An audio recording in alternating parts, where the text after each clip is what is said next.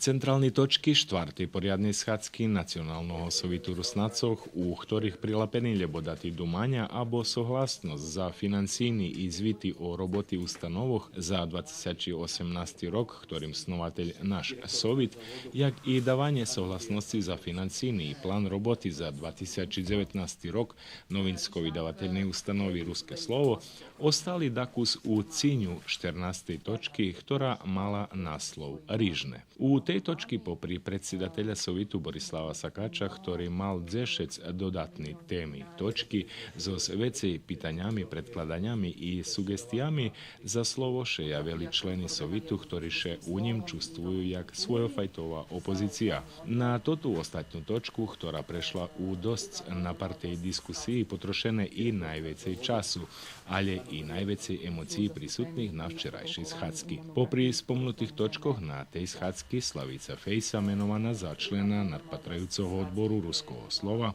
Dalibor Bovdiš za osobu zadluženú za staranie o kombiju Nacionálneho sovitu a potvrdzený i odluky vyvršného odboru. Negatívne dumanie o predlohu odluky o mrežoch osnovných školoch so šedziskom na teritorii horodu Sremska Mitrovica i pozitívne dumanie o kandidátoch predložených do Sovitu Filozofského fakultetu u Novým Sadze.